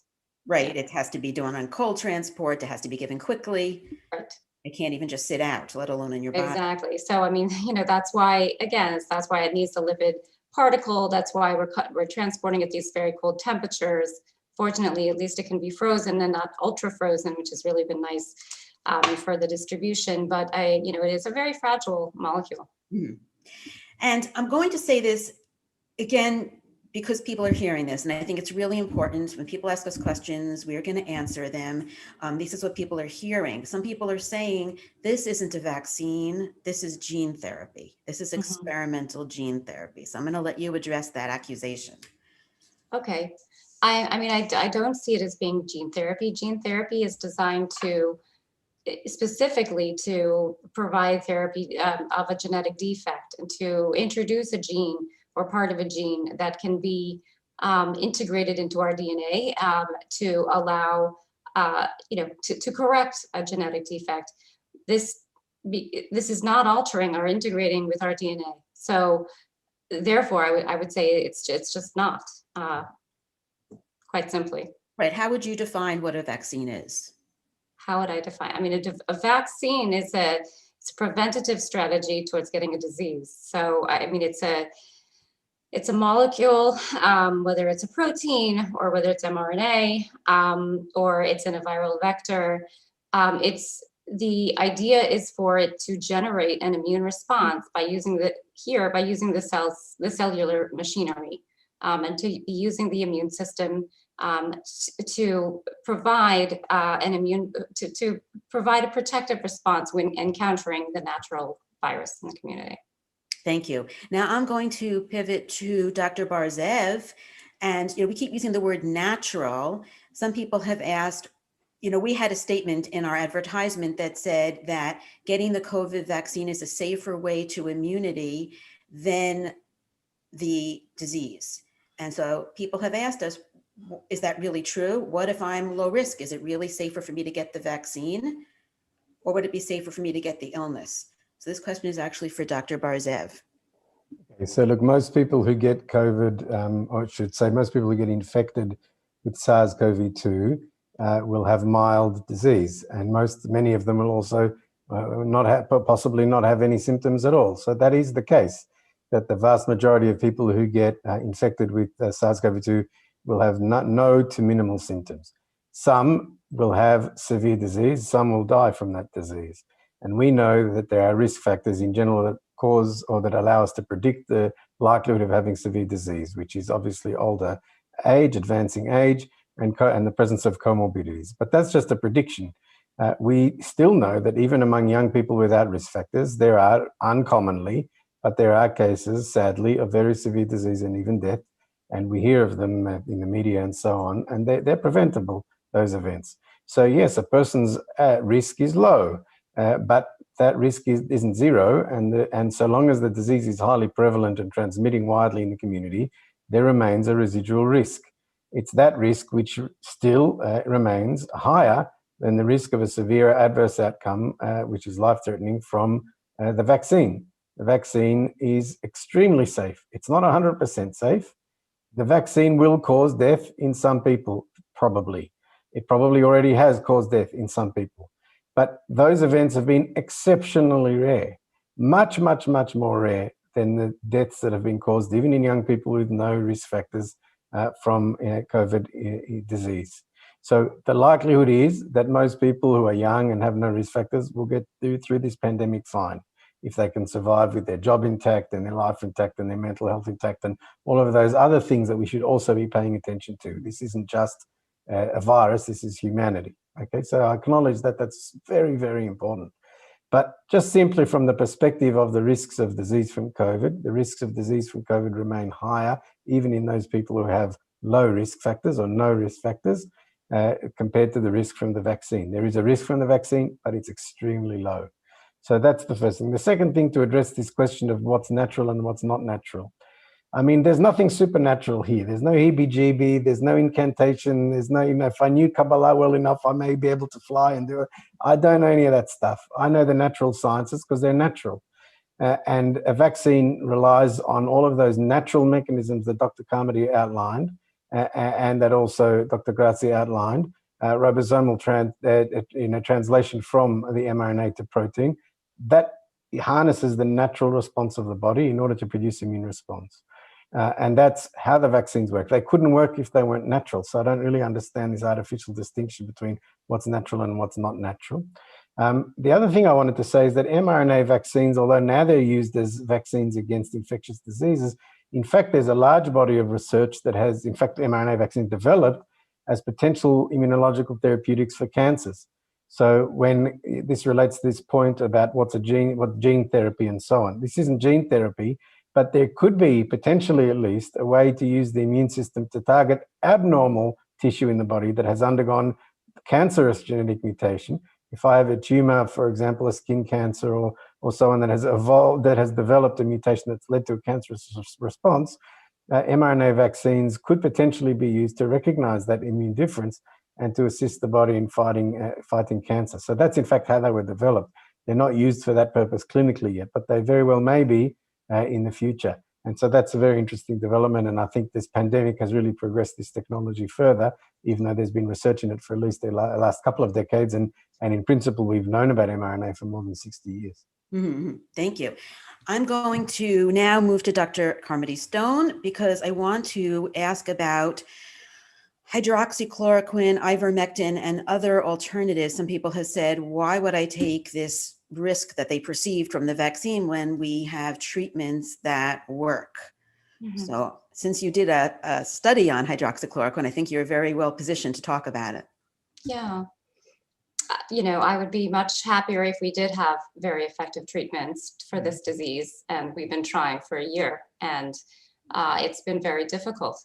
So, when we did our trial for hydroxychloroquine, this is a trial that was done for hospitalized patients for basically preventing them from going on to develop more severe disease while they were hospitalized early in their course. And unfortunately, we did not see a difference between the placebo group and the group who was administered hydroxychloroquine. And that was consistent not just in our trial, but many, many other trials have been performed. So and also in terms of the prophylaxis, I think that the evidence for the success of prophylaxis is not there. It does not support using it. And I think that, what's important to recognize is that these medications also have risk. The risk of hydroxychloroquine, and it was substantial in our trial, was the risk of QT prolongation, which is essentially abnormal heart rhythm that, if the interval of this QT, which is 2 different electrical points in the heart rhythm, is prolonged enough, one can actually suffer an arrest from that. So I think that people, particularly when it's combined with other medications, so these are not necessarily benign medications. They're medications that are approved and marketed for conditions that the risk of taking them is less than the risk of the condition that they're being prescribed for. And I think that that's important to recognize. It's not the same thing as taking a vitamin. And in terms of the other available treatments, so we have had, sort of failure of hydroxychloroquine. I do think that, remdesivir and dexamethasone, even though they've been shown to reduce the mortality from this disease, reduce the length of hospitalization for the disease with remdesivir, and then reduce mortality with dexamethasone. We're still seeing significant numbers of severe disease and death in our hospitals. And right now I'm taking care of a patient in the hospital in her early 30s who has been hospitalized and on ECMO with COVID for 2 months. So it's not, though it's uncommon, and I recognize that it's uncommon, it really does happen. And this is not a benign disease, even for young people. So the treatments, I wish that we were more successful. And I think that to say, oh, there are treatments, I really wish that they were more effective to make it not necessary that we would have a vaccine, but clearly the vaccine is a much more benign intervention than the treatments that we have and offer, and it's much more effective overall. Just a word about monoclonal antibodies, because I think that these have been promising, but again, I think they're losing some of their promise because of these variants. So in the beginning, we were very hopeful that if we gave monoclonal antibodies, which is an infusion of an engineered antibody to people with early early COVID, that they would not progress to more severe disease and they would recover more quickly, and that there was evidence to support that.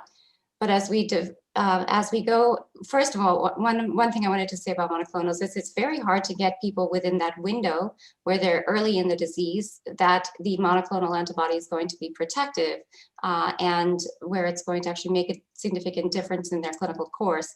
By the time most people recognize that they have COVID, they're already fairly sick from it. And they're beyond that sort of 7-day, even sometimes we do the 10-day window, to allow people to get monoclonal antibody, but a lot of times it's a little bit too late. So for it to be effective. What we've seen with variants is a reduction in the clinical efficacy of these monoclonal antibodies.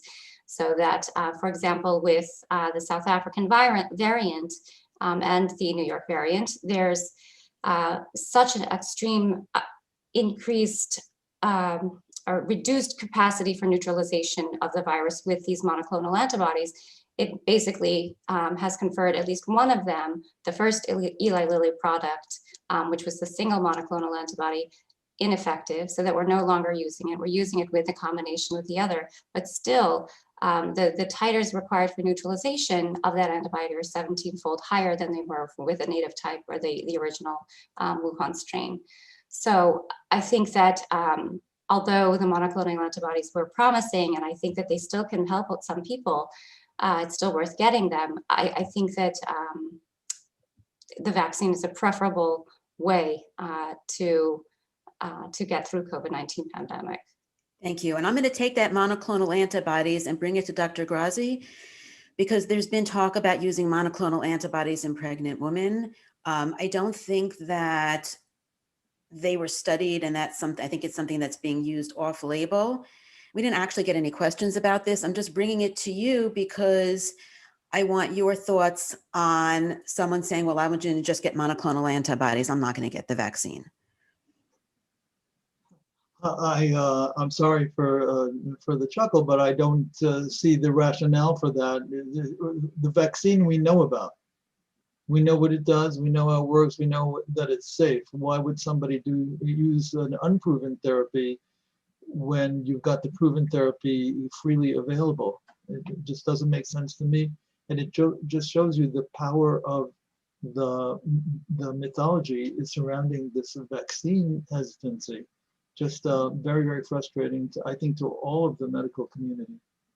Right. I'd like to actually hear more of your thoughts on that, because a lot of the questions we had showed so much lack of trust. And someone literally said, I don't know who to believe. Who should I trust? I want to hear some of your thoughts on that. I think that we all can, all the doctors can talk about the days of yore when people used to go to their physician and trust everything that they would say. Unfortunately, I never saw those days. They ended before I became active in practice. But I assure you, if you know, there's a certain amount of there's an element of trust that is the basis for a patient-physician relationship. And if you don't have enough trust to believe in the doctor who is caring for you and whose responsibility is your well-being, then you need to move to another doctor. You can't listen to the things that your neighbors are telling you or that you're hearing on the internet, which are not evidence-based, who have no basis in fact, and in fact can be harmful if you hold by those opinions. You need to you know, there's a saying, "Aseh lecha rav." Well, it's the same thing when it comes to medicine. You have to establish a relationship with your physician and go by their opinion. That's the reason that you've chosen them.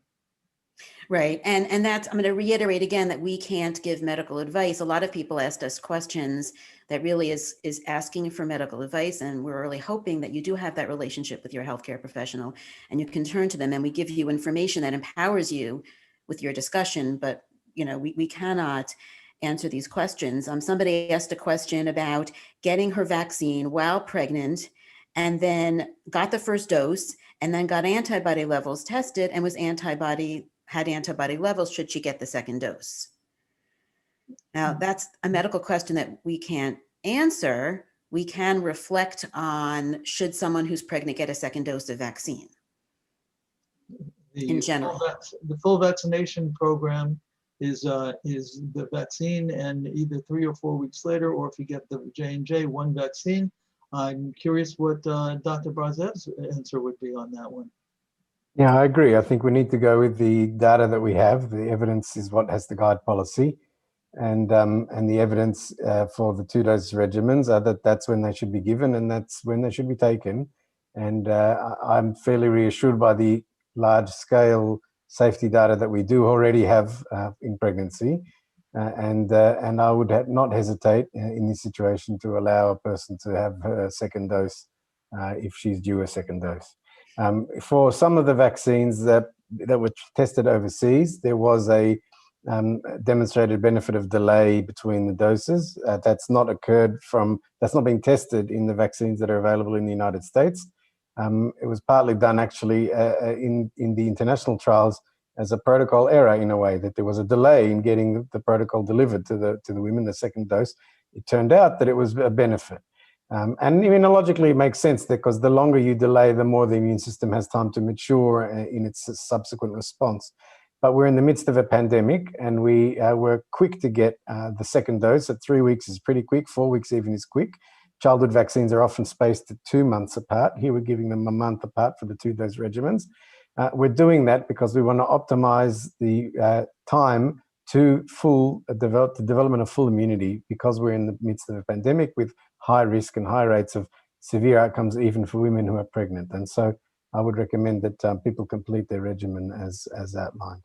If they do have a concern that their second dose maybe is due within their first trimester and so on, then as discussed, maybe there's room to be makel on that issue, perhaps have that second dose in the second trimester. But there's no evidence to guide that, but there's some flexibility perhaps around that. They should discuss that with their physician. Right, and this is a person who was already in her second trimester. Okay. So that wasn't the concern. Another person brought up a concern for Dr. Grazi about the impact of the circulating COVID variants while pregnant. And I think that goes back to that question we just answered, and that there's another risk of someone who just had the one vaccine. You want to give them the best immunity, but I'll let you say what you think. Exactly. No more to say than that than Dr. Carmody said. I mean, it's very important to get that second vaccine. It will protect you against severe disease from the variants, and severe disease in pregnancy is going to be even more severe than if you weren't pregnant. That's why we're telling you to get the vaccine. What benefit does that give me?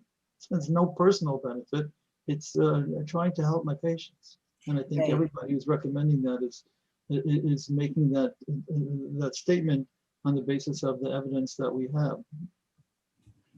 Dr. Minkin, can I just address from a different angle of one of the previous questions? Is that Mhm. okay? There was Absolutely. this concern about the balance between the investment in vaccine development, perhaps, and in therapeutics. And I think there is a sense out there in the community that some treatments could be very cheap and simple, but nobody profits from them, so therefore they're neglected. Whereas vaccines are somehow profitable, and therefore there is investment in them, or Thank you. something like that. I think it just should be said that there are very large-scale and very active multi-site investigated trials for therapeutics, the ReMap CAP trial, the AACAT trials, and so on. There a large number of international consortia where anybody from anywhere can suggest any formulation of any drug or any vitamin or any herbal therapy, and those every single one of them gets reviewed by a panel of appropriately qualified scientists to evaluate the probability of going forward with some of these formulations, and some have indeed gone forward and gone through the pipeline of clinical trials. So there's interest and openness in the scientific community to address any possible therapy. Unfortunately, as Dr. Carmody said, we wish that we had something better than we have. As clinicians, we're frustrated that we don't have something better than we have. We're on the lookout for something better than we have. And we would make large investments in developing those things as we have in vaccines, because largely they've been funded through taxpayer money. This is a public good, and we need to find a public response to it. It's not market driven. There would be a market failure if we relied on the market in this setting.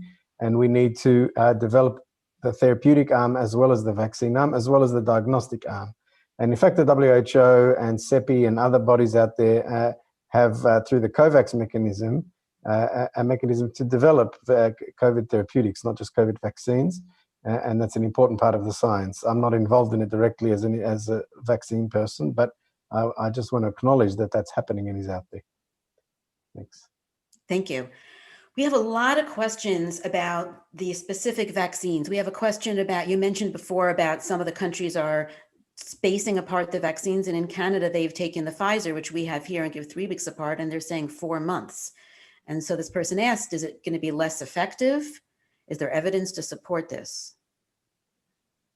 The evidence to support wider spacing comes, as far as I'm aware, from the AstraZeneca trials that were not done in the United States, that were done outside the United States. There's an AstraZeneca trial being done in the United States, but this evidence comes not from that trial. And in the UK trial and in the Brazil trial, there was a delay for some participants in the second dose. It turned out that those people had a better immune response. As I said in the previous answer, it makes sense that that should happen because it takes time for the immune system to mature. The cells of the immune system that Dr. Carmody mentions undergo generational, each cell produces daughter cells. Among the daughter cells, some happen to be more suitable, a better shidduch with the pathogen than others. They then get more stimulated by that relationship, and then they develop daughter cells. And so after several generations of daughter cells, you have antibodies with higher avidity. This is called avidity maturation or clonal selection. It won a Nobel Prize some time ago, and is the process by which the immune system continues to learn over time. So if you then give the second dose after you've had several generations and more avid antibodies by natural selection, and you give the second dose, you'll have a very strong and powerful immune response. So yes, in principle, delay is a good thing. Very, very long delay might not be a great thing because things have waned and the immune system has kind of gotten, has lost interest to some degree. The optimum time is likely to be somewhere within the first few months. But as I say, in the context of a pandemic where we want to achieve as best a response as we can quickly, 3 weeks to 4 weeks is probably the absolute minimum that we could give, but you could certainly give longer. But the evidence is based on trials that were done at 3 weeks apart or 4 weeks apart, 3 weeks for Pfizer and 4 weeks apart for Moderna. And that's the regimen to which we should stick to lechatchila, right? That's what you should choose to do. If for some reason there was a delay and you couldn't get your second dose and you only got it 3 months later, I wouldn't worry about it. I think it's fine. It might even be better. But there's no evidence that it's better. The evidence is that we should, should guide our practice. And at the moment, we should be doing what we have evidence for. There are ongoing trials, as I mentioned, that are looking at different schedules, and there is a trial that's underway that's looking at some mRNA single-dose regimens. There are boost regimens which look at heterologous boosts, so new vaccines are being designed for variants, and we're looking at the original vaccine for dose 1 and a variant vaccine for dose 2. There's lots of new information coming out over the next few months, and there'll also be information about spacing. And so as we know more, then we can give more advice. But we should always aim to provide the best available evidence to our patients, and that's how we should direct them, with the caveat that we obviously, the amount that we know is good, but the amount that we don't know is infinitely greater, and we're always learning. And as information improves, so will our practice. Thank you. And I just want to underscore that you said that if you missed that time frame, you can still get the vaccine, because a number of people asked that for some reason they missed getting their second vaccine on time. They can still get it later. They should get it later, and they're likely to have a pretty good response to it too. Right. And that's a good segue into, do people get COVID after the vaccine? I'm going to give Dr. Carmody Stone a chance. Sure. So I think, yes, the answer is they can, certainly. And, we see more infections after the first dose, particularly in the first 2 weeks after the first dose. And then it sort of does trend down from there. And I think after the second dose, it is still quite unusual. But we do see some vaccine breakthrough. The rates of breakthrough are, according to the trials, around, it's still 90% protective, but it's the breakthrough then is going to be somewhere between 5 to 10%. So we'll see breakthrough. But I think that what's reassuring is that even if somebody has vaccine breakthrough, at least from what I've seen, it tends to be a very, very mild case, or even somebody who's asymptomatic who is screened for work purposes or for some other purpose, who happens to have SARS-CoV-2 on their nasal swab, and they're recorded as a case. So what we're hoping is that even if with the breakthrough, that it'll be mild cases. Thank you. Now, I know we were worried in the beginning that we might be quite likely to transmit asymptomatically COVID-19, even if vaccinated. Do we know more about that now? Yeah, I think so. I mean, I think, from a lot of this is from the Israeli data that came out and showed that with the mRNA vaccine, the Pfizer vaccine there, they showed around, I think it was 94% reduction of asymptomatic disease. So if you have a reduction of asymptomatic disease, or asymptomatic infection, I should say, then you're not transmitting. So I think that we do know that there's going to be significantly less transmission because there's going to be significantly less asymptomatic infection. So I think that's very encouraging. I know that people are good-hearted and they worry a lot about being contagious despite having these vaccines. And though I can't say that the risk is zero for sure. I think it's very reassuring, and that people should feel really good about what they're doing, not only for themselves, but for other people. Thank you. And what would you say to someone who says, I think that I am a young person and I am at low risk, so maybe I shouldn't take the risk of the vaccine? How would you answer that? Yeah, I think so. I think, similar to our other esteemed panelists, I would say that this is not a benign disease, even if you're a young person. There is a possibility of long COVID, and certainly your risk of having something like long COVID is higher than your risk of a complication from the vaccine. Even for example, for the risk of anaphylaxis with the mRNA vaccines, the risk is around 1 in 100,000. Okay, if you want to compare that to the risk of taking penicillin, it's about 1 in 5,000 for penicillin. Something we take all the time, and or penicillin-derived agents. And the risk for even the annual flu shot is around 1 in 50,000.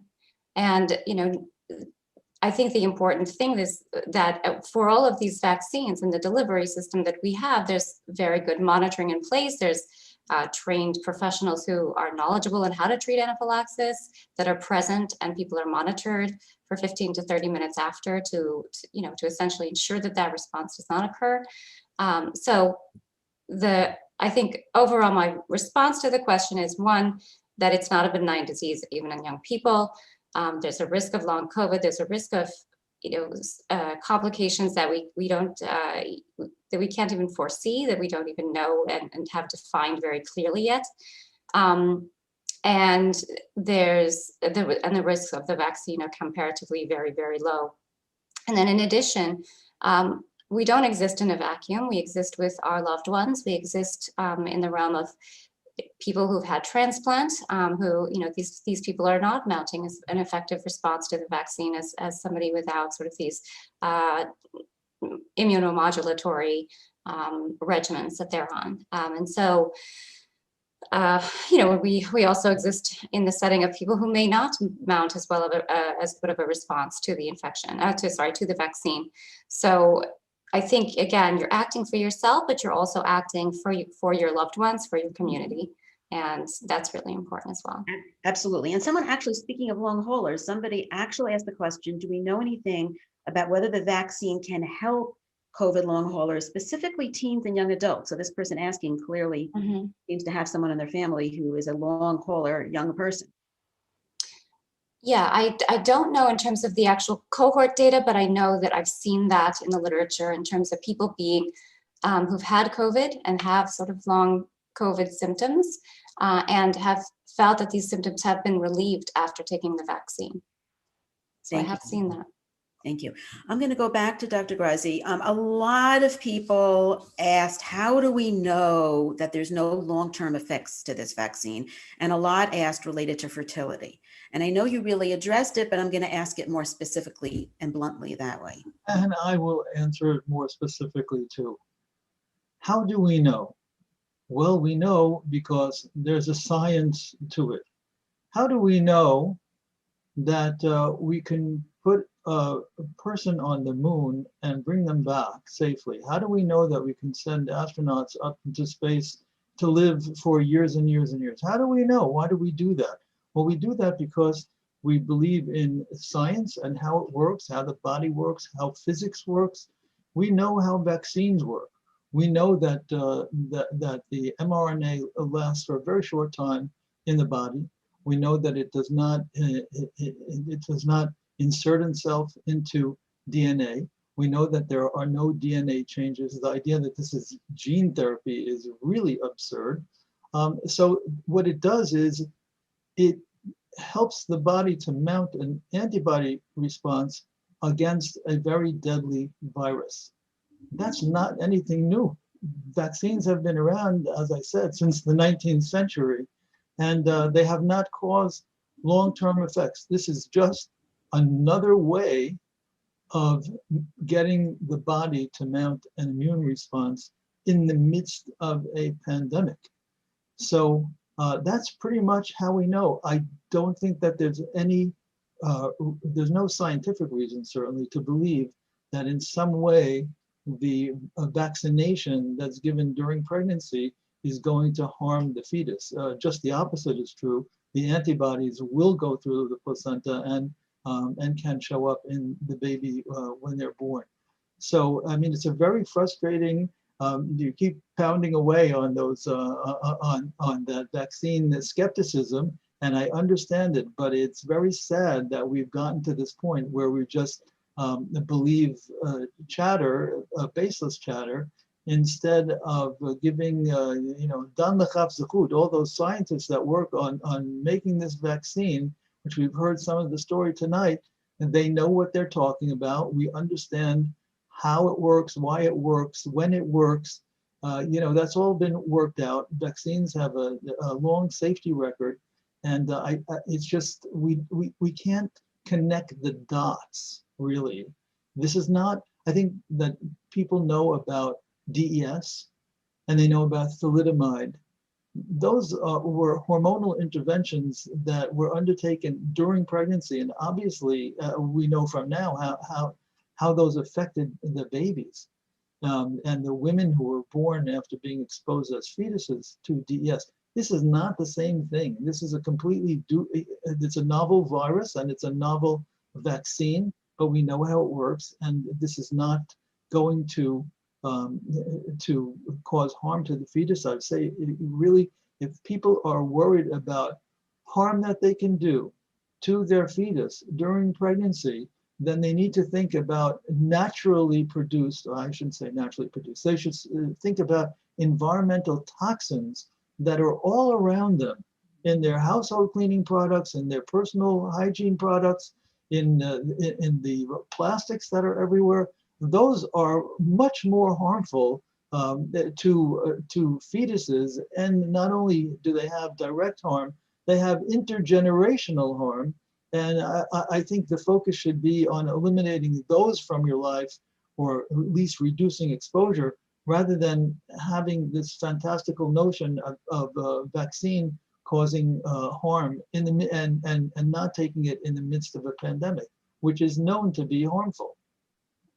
So yes, a little sanity on this issue, please. Thank you. Thank you. I'm going to, I think we're really winding down, so I think I'm going to really ask one last question, and everybody can tell me what they think. What can we do once we're vaccinated? We got a lot of questions of what can we do. I had a person who was in her 70s who said, well, can I go to a regular wedding, crowded, normal wedding, and dance in the middle of the circle? You know, other people say, can we stop wearing masks? Somebody just asked a question, you know, what about for the children? Isn't it dangerous that they're, you know, all day long seeing everyone in masks? So how is this going to change things? I'll let you say something and everybody can get a chance to give their opinion after you're vaccinated. Are we starting with me, or? Okay, I'll start with you. Oh, okay. So, okay. So I think, you know, I'm not a public health provider, and I think people do, there's a range of, I think, what people can do. But I think that when you're interacting with people who are vaccinated, and I would extend that to people who've recovered from COVID. I would say that you're fairly safe in that environment. And you know, do you need to wear masks when you're around a group that's all had COVID and or has all been vaccinated? You know, I think that there may be some flexibility on that. If you're in a mixed group, when there are people who have not been vaccinated and have not recovered from COVID, I think it is still a different situation. And it's a different situation because let's say there is vaccine breakthrough, particularly with the newer variants, and then they are still at risk for getting infection from you. So that you're masking for the other person in that sense. You know, less so than for yourself, but I think that you're masking for the other person. So I think that as soon as we see these levels drop in terms of the circulating virus, in terms of the community circulating virus and the amount of cases, new cases that we have every day, then I think that the restrictions will be lifted very, very quickly. And at least that's what I'm hoping, because I understand how frustrating it is to say, you know, I'm vaccinated. Why do I need to keep doing this? What's the point of being vaccinated? It's a very legitimate question. And, you know, I just hope that we can get the virus down to reasonable levels so that we can then all be able to unmask, not socially distance, and really be together again. Because I think that's right. I think what you're saying is that it's going to depend on how many other people are vaccinated and how common the illness is and how many variant strains are around. That's going to affect how we can behave. I think so. Yes, that's a good way to sum it up. Right, so I would love to hear what Dr. Bar Zeev has to say. Yeah, look, there's a lot that's still going on at population level. There's circulating variants, some of which are much more transmissible. There's a variation in the degree of adherence to masks and distancing. And there are populations that are vaccinated and many that are still not vaccinated, particularly in the United States. It's a kind of been a halting and slow to get off the ground vaccination program. And there are populations that we know are at high risk, and those same populations are often highly vaccine hesitant. So there remain large groups of people who are vulnerable. It's only recently that we know that reassuring data that many of these vaccines also reduce transmission, and that's only been shown, through very good data and through reassuring data from Israel, from Scotland, from Wales, a little bit also perhaps from the United States. But we're still yet to see the benefits of that in the United States, because we haven't yet reached thresholds of sufficient numbers vaccinated or sufficient people complying with masks and distancing to see a reduction in cases. Cases are still on the rise. Severe disease and deaths hopefully are going to be decreasing first, but we really need to see a reduction in incident disease at population level before we can say we're through this. So for the individual who got vaccinated, yes, absolutely. If a few people got together at the Seder and the Zeder and the Baba were there and whatever, and they're vaccinated, okay, fine. At a personal level, I think that's fine. But at population level, we're not there yet. And so what does population level mean? Well, population level means your minyan, your shul, your school, your public gathering, your kiddush on a Shabbos. All of those things are population level events with different groups of people coming and going. You don't know who they all are. You don't know what their underlying risk factors are. You don't know how many of them might have immune suppression. You don't know how many of them the vaccine didn't work in them. And so in those kind of settings, I think we need to maintain the same level of vigilance as we have up until now. It'll be a little bit longer. It's a bit more of a push. We're getting there. It's frustrating. It really is frustrating. I'm saying that from personal experience, not just out of empathy, but out of selfishness. I wish this was over. But it's a hard time. But we'll get there. But right now, we still need to do all of these things. On a personal level, at your Shabbos table, your in-laws are coming and they're all vaccinated and you're vaccinated and the kids have been healthy and they had a COVID test last week and negative. Okay, common sense, it's fine, whatever. But that doesn't change public policy yet. We'll get there. We will get there. Thank you. I hope I have a few minutes left because I forgot to ask about the Vaccine Adverse Effects Reporting System, or the VAERS, and a lot of people asked about that. Meaning, are we hearing all the side effects of the vaccine? Are we getting a good picture of that? I'm sorry to pivot away from this nice ending point. We just got asked again. It's really the difficult question at the end. Should I respond to that? Yes, because you're right there. Okay, fine. So look, VAERS is a reporting. There are several reporting systems for vaccine adverse events.